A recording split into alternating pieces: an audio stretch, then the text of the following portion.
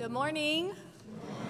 My name is Mary Jean, and I am a member of this church, and I wanted to welcome you to Shawnee Mission Unitarian Universalist Church this morning. Whoever you are, whomever you love, wherever you are on your life's journey, you are welcome here. We are so happy that you've chosen this sanctuary and time, and that you're here is something we celebrate. We extend an especially warm welcome to our visitors. We'll be waiting to chat with you at the welcome desk right outside after the service. And remember that we were all newcomers once. If you're joining us online, please say hi in the chat. And now I invite everyone to rise and greet each other.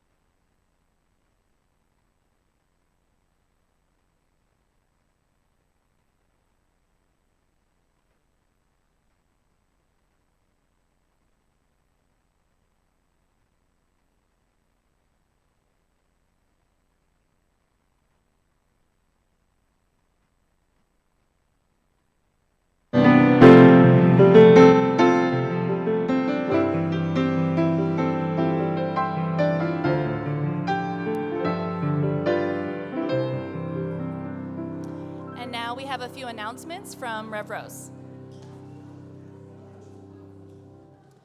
Good morning. First of all, happy election week. Let's all take a deep breath and enjoy our community on this beautiful rainy Sunday morning. We look forward to Wednesday evening when we will gather here together to process what will then be current events by enjoying a dinner together at 5:30 and a shorter service here starting at 6:15. You need to register for this dinner, and if you don't, we will not be able to feed everyone, which is very important. You can find the link in the weekly email or on the Facebook page, so please register and come and enjoy community on that evening. Secondly, today is our candy mix-up. So after the service, you will be presented by the ushers with a bowl of candy. You grab a piece of candy, and then when you get into the fellowship hall, your type of candy will be represented on a table. And you go to that table and chat with strangers there. The question that we're going to ask you to chat about is, where do you find peace? Where do you find peace? So starting now for the rest of the service, just be sitting in wonderment. Where do I find peace? What brings me peace? And now we have a short presentation from our Donate the Plate recipient, the Modern Family Alliance. Please come forward, Jennifer and Cara and Jax.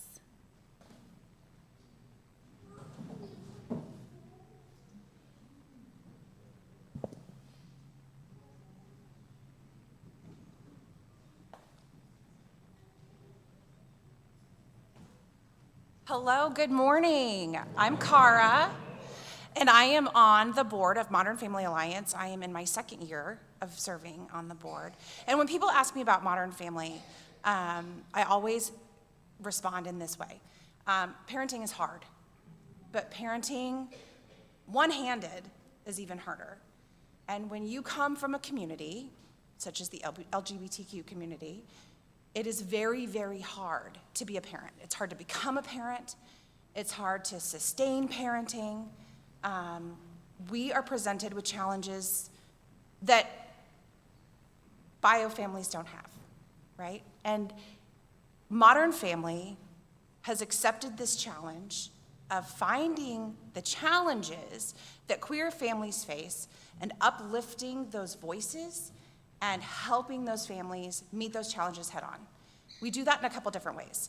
We provide free programming to all of our parents, regardless of where they come from, regardless of who they are, what their socioeconomic background is. We give them social activities to participate in, such as campouts and picnics and play dates. We provide them educational programming. For instance, we just yesterday did a very successful Path to Parenthood program where we brought together experts from every field to help queer parents figure out how to become parents. We provide all kinds of programming to be able to help parents be successful and create a foundation of healthy families, just like your church does for you, right? So that is what Modern Family does. And I hope that if any of that sounds like something that you need, that you will take the time to reach out to us and talk to us about how we can help serve you. We have resources in the community that we would love to be able to put you in touch with. If any if that sounds of need to you. I brought my youngest, my wife and I have 4 kids, and we brought our youngest today because they would like to say a few words to you. So I'm gonna step out of the way and let Jax say a couple things.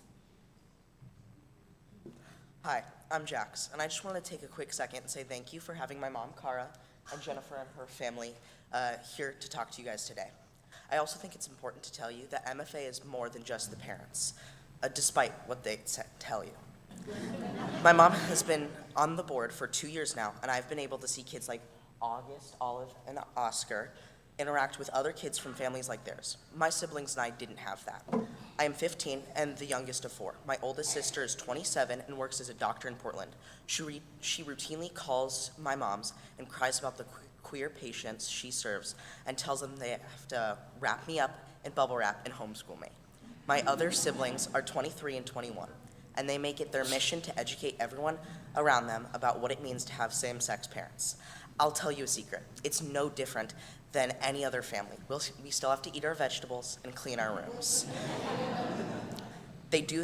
My siblings talk so much about having queer parents because when they were growing up, it wasn't normalized. My point is that MFA helps families like ours create a safe space where kids can be kids and aren't different. We make sure we don't have to watch what we say. We make sure we don't have to worry about rocking any boats. We can just be ourselves. We are just kids.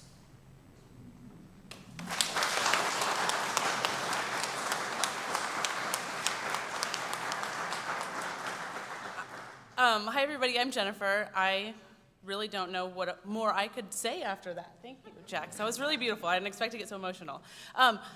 We really are here just to introduce ourselves. This is my wife, my 3 children, August, Olive, and Oscar.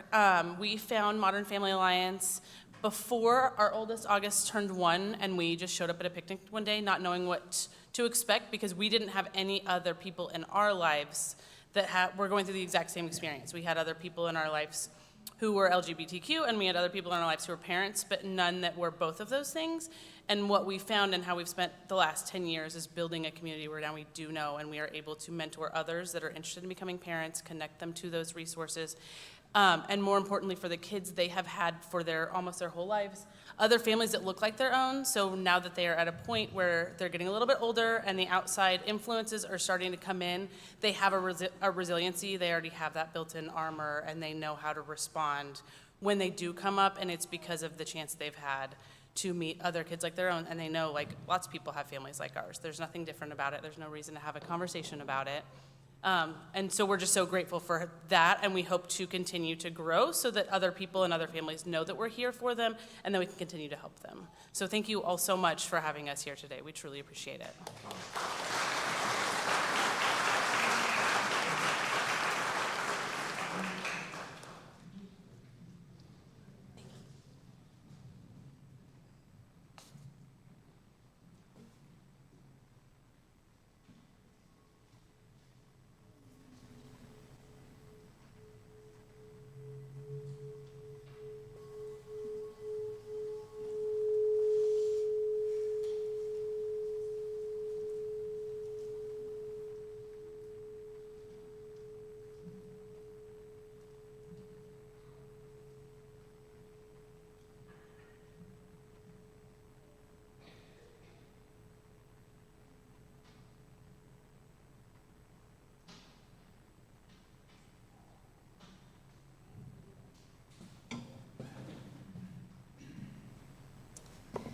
Don't you think it's strange that the amount of matter in our universe has never slightly changed?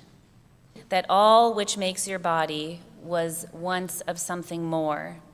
There are countless scores of beauty in all that you despise, for it could once have been a shooting star that now makes up your eyes.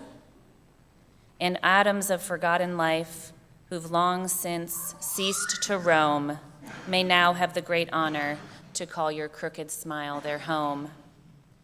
The makings of your heart were born 14 billion years ago. Thus, next time you feel lonely when this world makes you small, just remember that it's a part of you and you're a part of it all. Come, let us worship. Please rise as you're willing and able for our opening song. The choir will sing it one time through, and then we invite you to sing through the second time.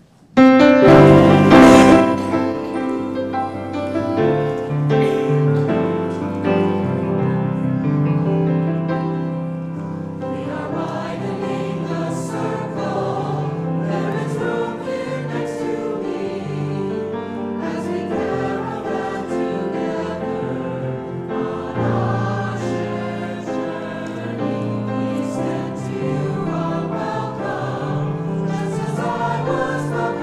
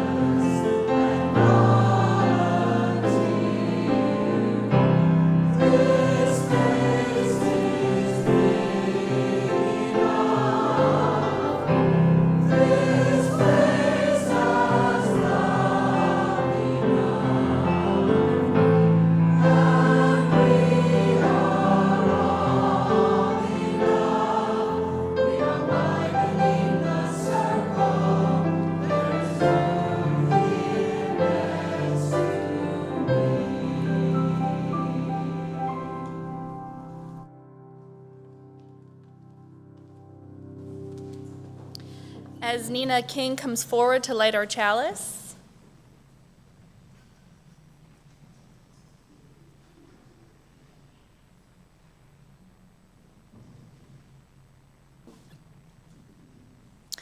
let us affirm that love is the doctrine of this church, the quest for truth is its sacrament, and service is its prayer. To dwell together in peace, to seek knowledge in freedom, to serve humanity in fellowship, to the end that all souls shall grow into harmony with the divine. Thus do we covenant with one another.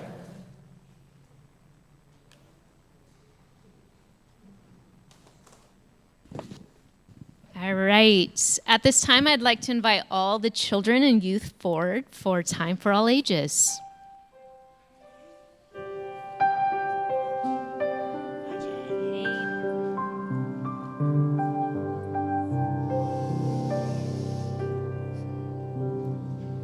All right, welcome. We got a packed house today.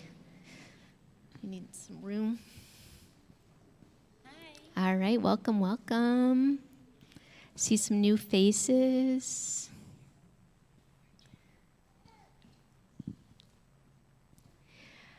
All right, as many of you know, next Tuesday is Election Day. And I have to admit, I have a lot of feelings. I just looked at someone and they were doing this. I'm feeling a little anxious about Tuesday. Does anyone else have any feelings they would like to share? Maybe they have some feelings about the election? Yes. A bit of dread. Dread, that is a good feeling. I don't know, good, it is a feeling. Yeah. Hope, I love that. Excited. Sad that she doesn't get a say in it. You'll get to vote someday. Yeah.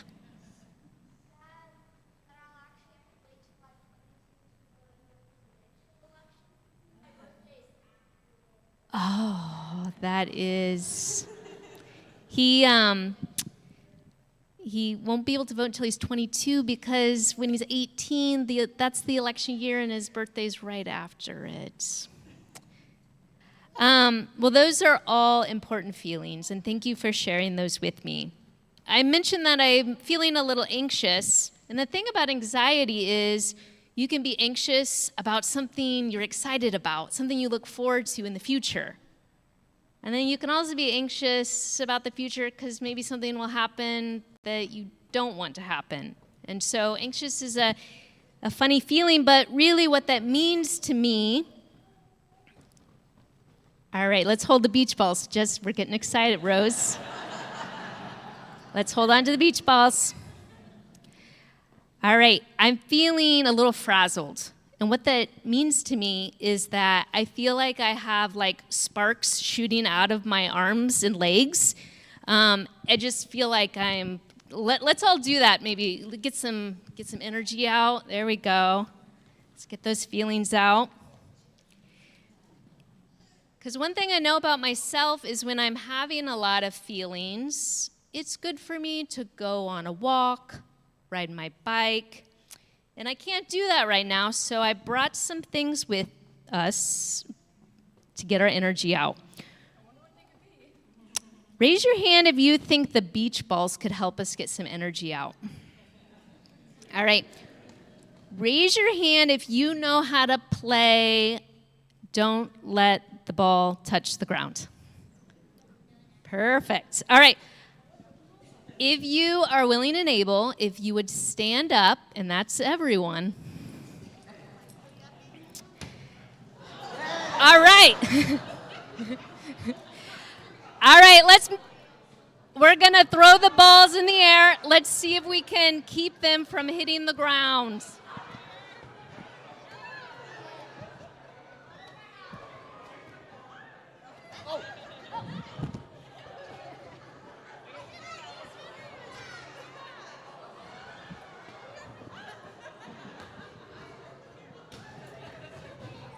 All right.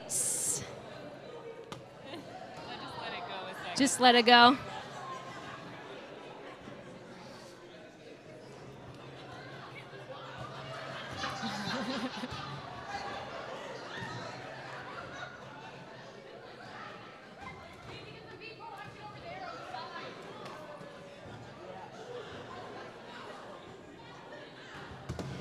All right, Daniel, you ready to play us out?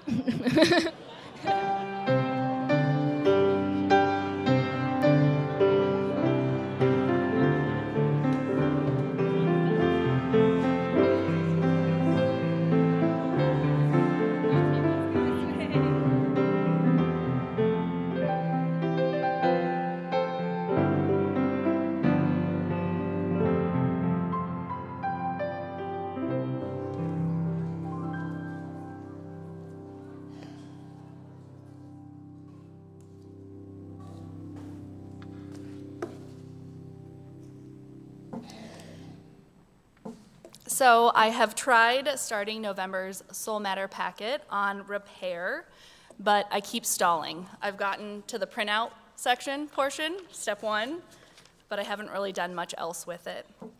The work feels daunting, and I'm stuck in that frustrating cycle where the path ahead seems so overwhelming that it hardly feels worth trying.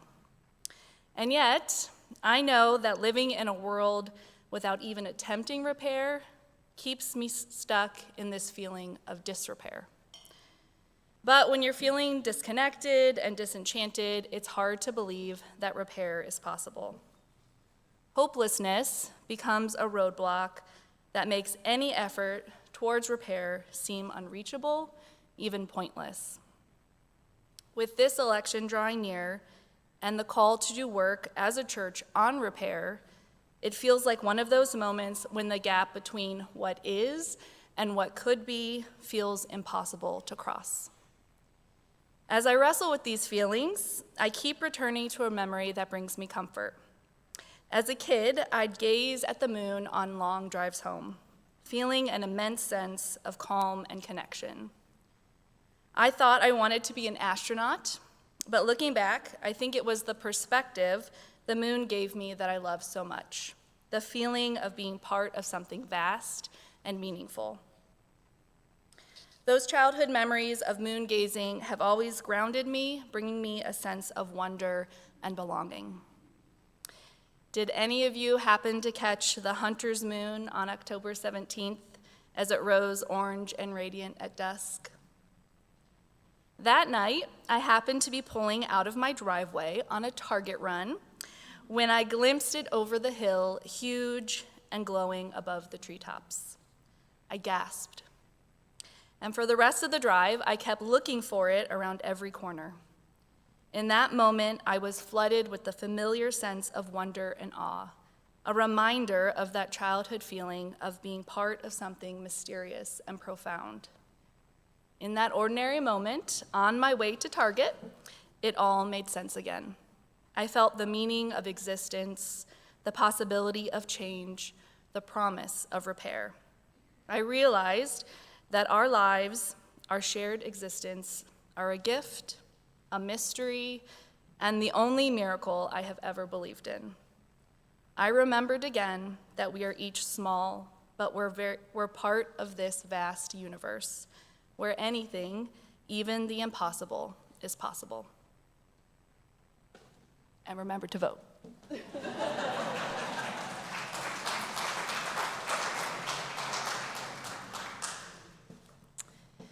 And now let us celebrate that our community encourages us to question the things that have insulated us from our true selves and celebrate our newest members as they take this step on their spiritual journeys.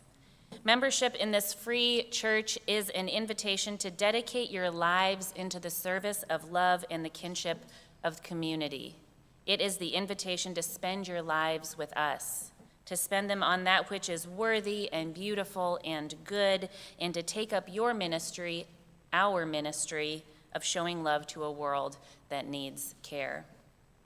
Let us affirm that no matter what happens this week, our covenant with one another does not change. It deepens as time progresses and we face new opportunities to live our values, and our community remains bright. What we value is not on the ballot. I mean, it is, but we do not vote.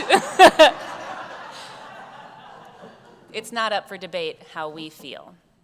Upon joining our congregation, members intend to show up for each other and for our world week after week, that all might be renewed in the spirit of courageous love, reminded of our highest aspirations, and blessed by connection within, between us, and beyond us.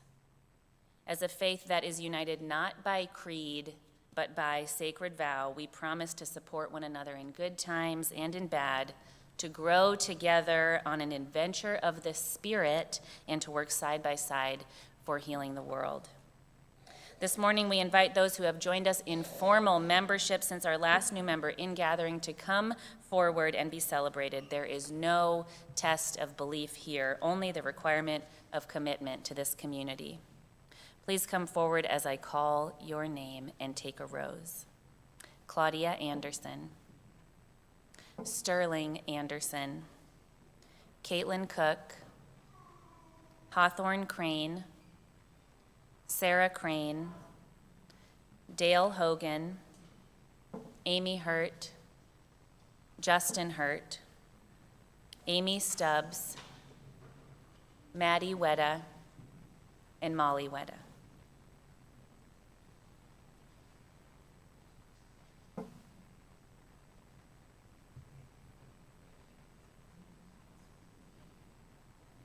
And you guys can just line up here.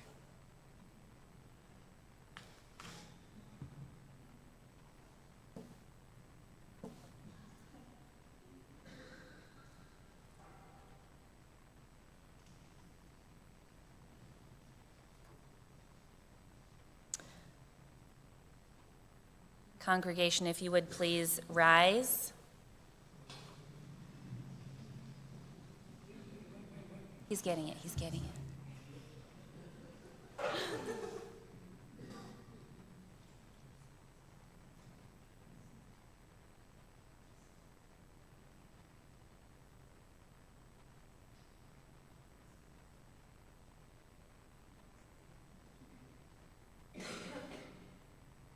Congregation, please join me in reading.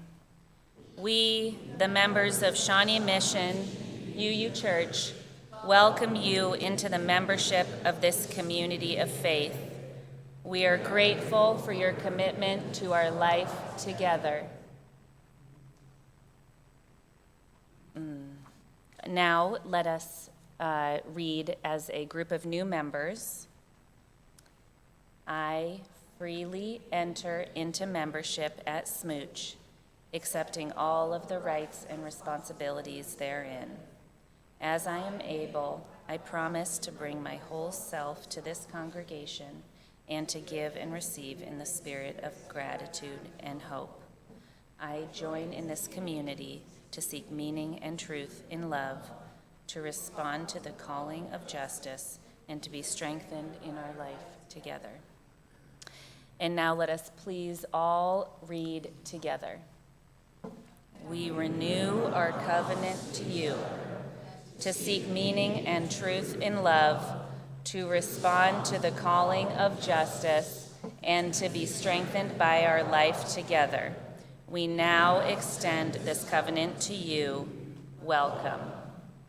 And now let us please all sing together.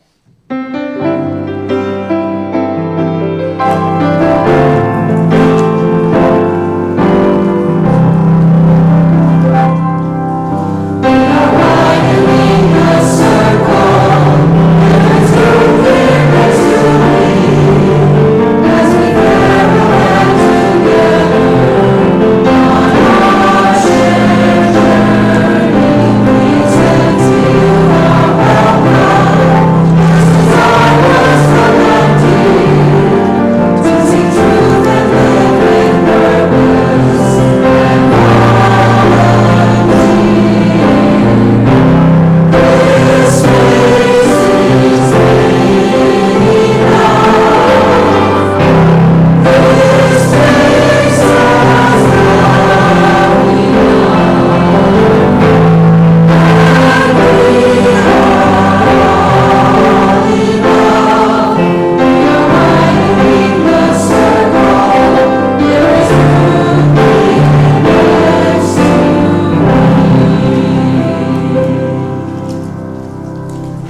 so grateful to you all. We're excited to learn all of your interesting facts today during the candy mix-up. So get ready to learn about our new members after the service. You may be seated.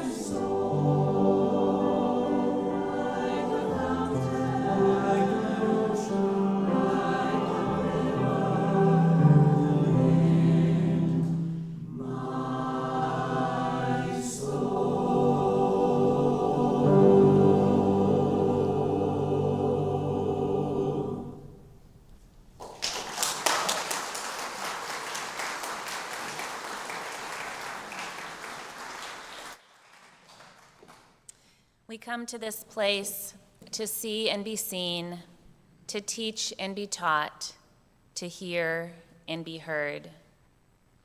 I invite you to reach over and nudge the person sitting next to you, reminding them and yourselves that we are gathered together here in authenticity and in peace and in intention. We also gather to share our joys and sorrows. If you have a rare joy or a profound sorrow and would like to come forward and light a candle, please do so now.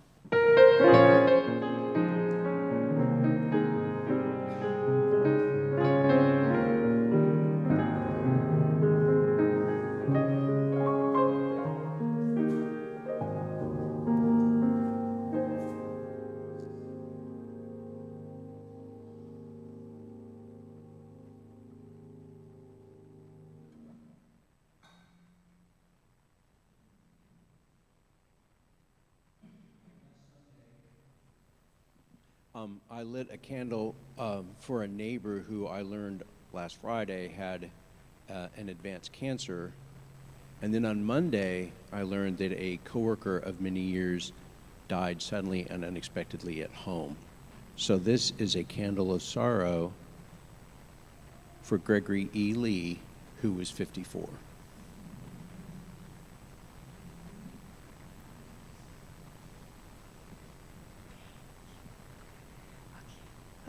I am lighting a candle of immense joy because after 2.5 years of living in a hotel room with my husband and our daughter, that because of the help of others that we've just gotten approved on a new apartment.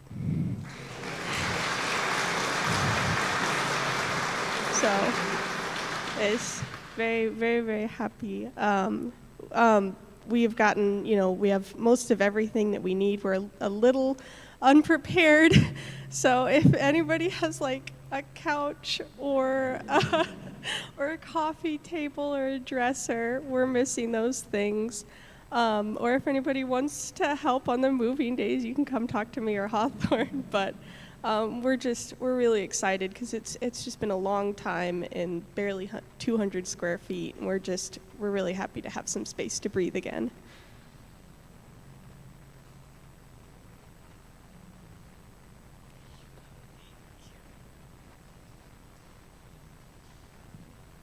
I light a candle of sadness for the violence that touched my neighborhood Friday night and the life that was lost.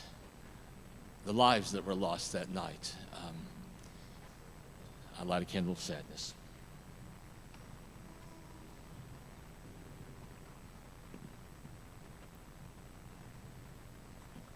I'm Diane Etzenhauser, and this is a happy birthday candle for someone who's become very important in my life. Today's Ted Thompson's birthday.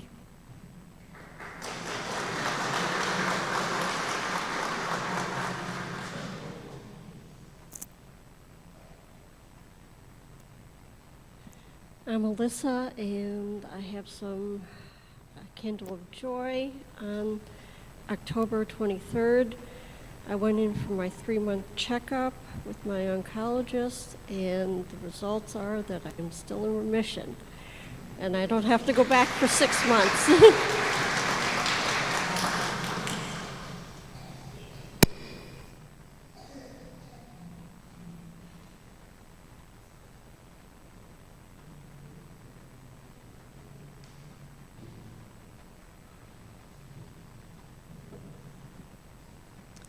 I light the remaining candles for all the joys and sorrows that remain unspoken in the silent sanctuaries of our hearts.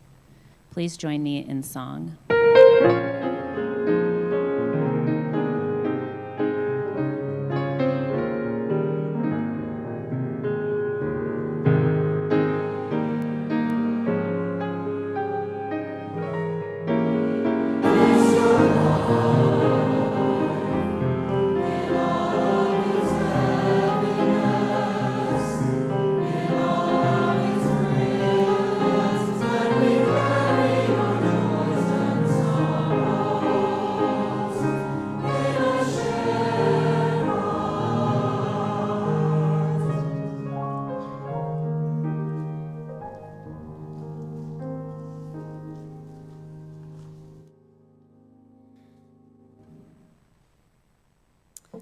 Let us take a moment to come more fully into this space. During an anxious time when our thoughts are flying to Tuesday, as we brace and breathe and brace and breathe, let us take a moment to ground ourselves today. You might put your feet flat on the floor, close your eyes, take a deep breath.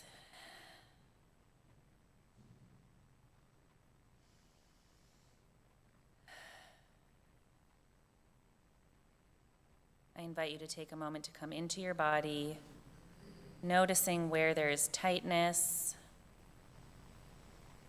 allowing yourself the space to take 5 long, deep breaths.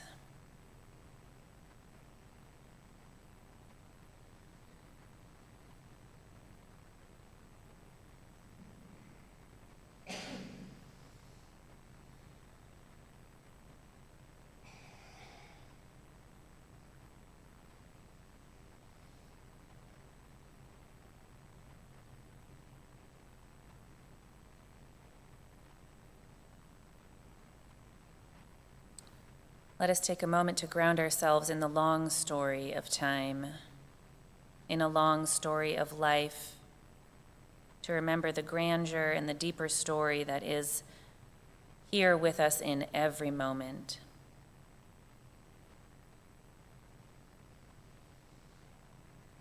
In a moment, I'm going to read you an incredible poem. It's the second time I've read it to you in the last few months. It is a poem that is inscribed on the Europa Clipper, which is a spacecraft that is currently traveling for 6 years until it reaches the second moon of Jupiter, named Europa, where it will explore whether or not that celestial body has an ocean beneath its mantle. Many scientists believe that our Earth has a vast ocean of fresh water beneath our mantle. This is by U.S. Poet Laureate Ada Limon.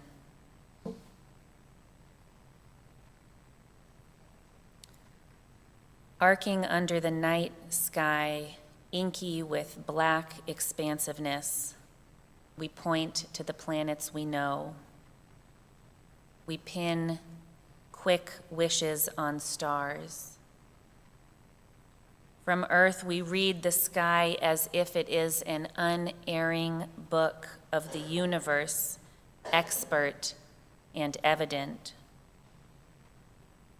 Still, there are mysteries below our sky, the whale song, the songbird singing its call in the bough of a wind-shaken tree. We are creatures of constant awe, curious at blossom, at leaf, at beauty, at grief and pleasure, sun and shadow. And it is not the darkness that unites us, not the cold distance of space, but the offering of rain. Each drop of water, each rivulet, each pulse, each vein. Oh, second moon, we too are made of water, of vast and beckoning seas. We too are made of wonders, of great and ordinary loves, of small invisible worlds, of a need to call out through the dark.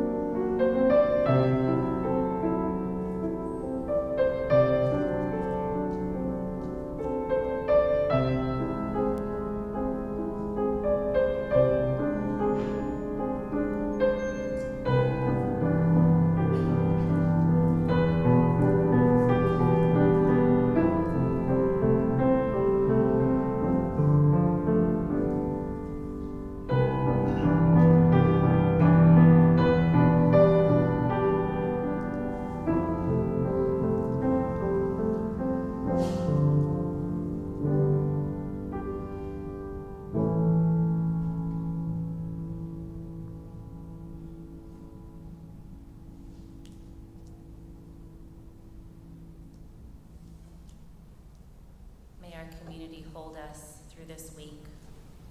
May we ground down and find peace in each moment, as what comes will come.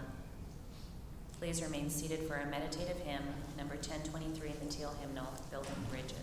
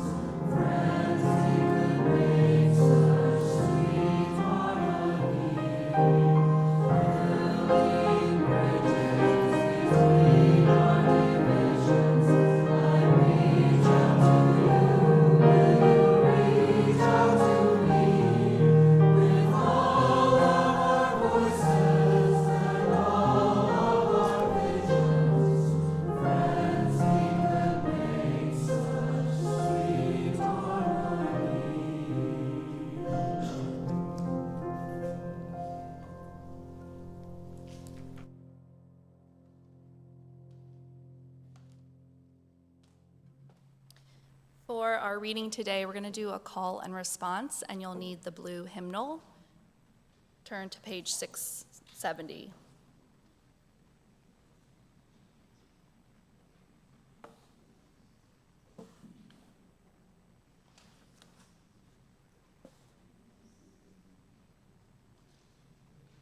It's all the way at the very, very back. Number 670, not page 670. The pages, I guess, aren't numbered. It's right here. 670. So I'll read the first line, and then you guys will respond always with the italics. Okay. Friend, I have lost the way. Is there another way? The way is one. I must retrace the track. It's lost and gone. Back. I must travel back. None goes there, none. Then I'll make here my place. The road runs on. Stand still and set my face. The road leads on. Stay here, forever stay. I cannot find the way. The way leads on. Oh, places I have passed. That journey's done. And what will come at last? The way leads on.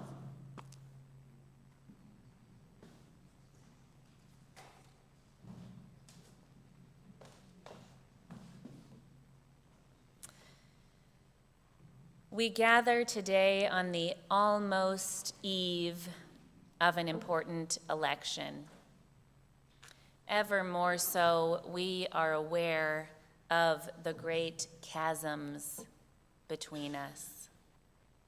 It seems that we who vote for one person and they who vote for a different person live almost on different planets. We wonder, how do we cling together? How do we move together? How do we live together? What connects us to each other, into the past, into the future, during times that feel so disparate? Let us take a lesson from science today, from the astronomers and physicists who, with the powers of their deductions and their enthusiastic aspirations, keep us connected across even the dark distance, as is evidenced by us literally sending a little space machine 500 million miles to take photos of Europa, Jupiter's second moon. I'm telling you this in hopes that it will be helpful to remember the cosmic context in which we will live through Tuesday and Wednesday and Thursday and Friday and all the days after.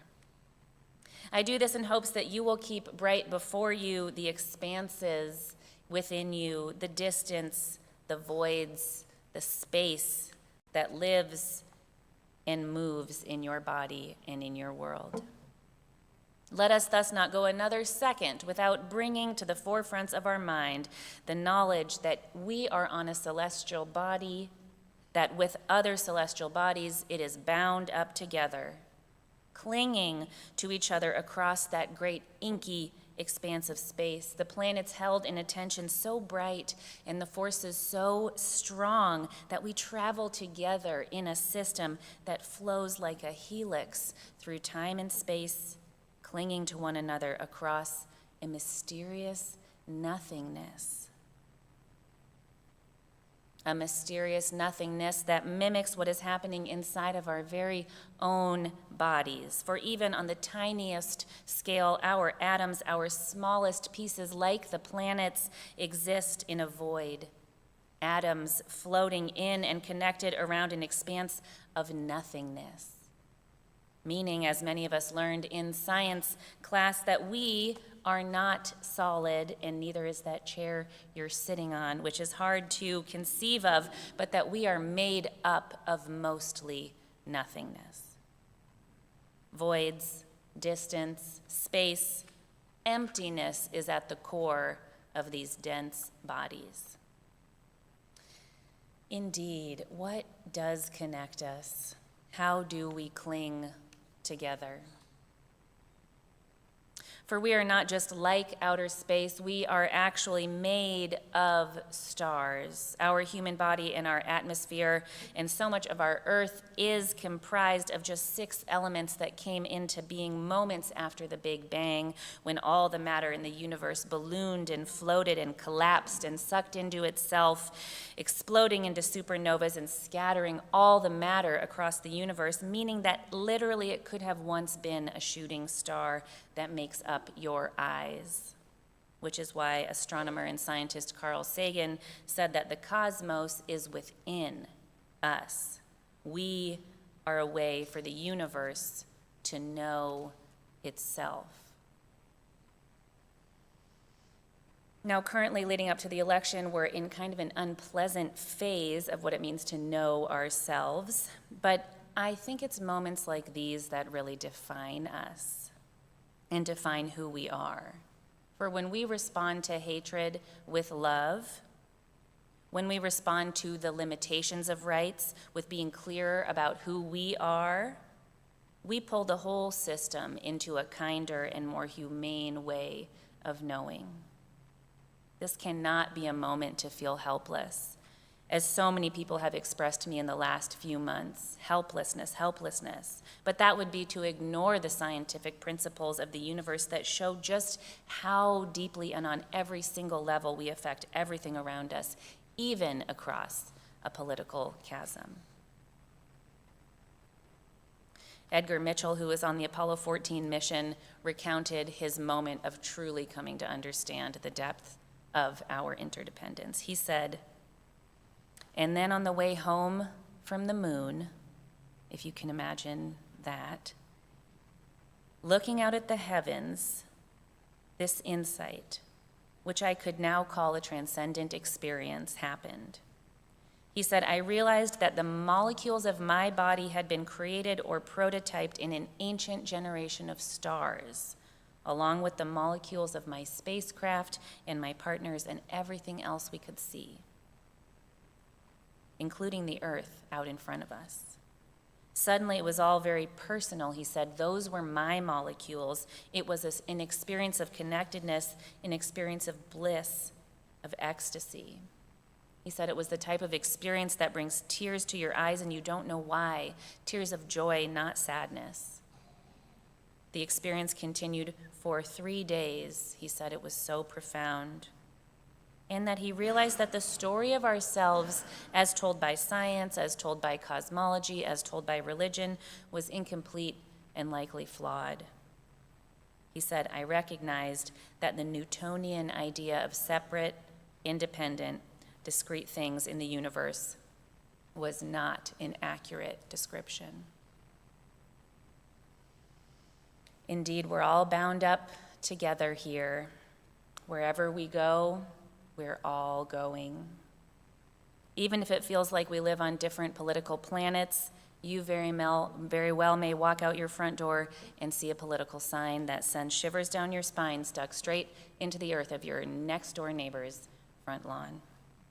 We are inextricably connected across these dark chasms. We are all bound up together. While in some ways this is a very scary, vulnerable reality, it is also very good news because it is reality, and that is the best place to start. Therefore, may you enter into this week with an awareness not just of the breezy emptiness of how your very matter clings together, but also with a grounded sense that humans are one medium-sized fractal in many systems that surround us. That wherever we go, we all go, and that you are in no small company. This difficult moment is actually an opportunity for us to show up in response with health and love, to pull the whole system towards the values that we and so many people lift up, to support others as they come out of hatred, and to be a leading light towards finding a healing way forward. If we move as one, then ever more so, how we move matters. May you breathe deeply in the next few days, feeling the expansiveness of your embodiment, aware of your place in the great cosmic tale, remembering the long story, and knowing deeply that who we are and what we are capable is yet a mystery to each and every single one of us. That we live in not just trying times, but times of great growth and healing as well. The way leads on, and us with it.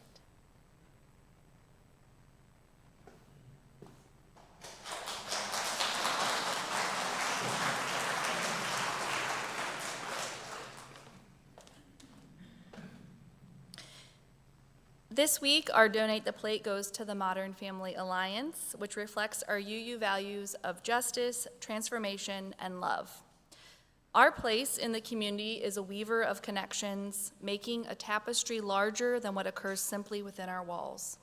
As our support threads out and holds others up, we are held up too. Let us weave these connections tighter as we strive towards a world that supports families of all kinds with love and community. I'm especially grateful to their work on the creation of community as it calls me deeper into my own commitment to the world I dream of. Thank you so much, Jennifer Wilson, for joining us today. The work of the church depends on us, our generosity of time, wisdom, and financial resources. We invite you to give generously to support the ongoing work of the church. The offering will now be given and received in grateful appreciation of our shared values.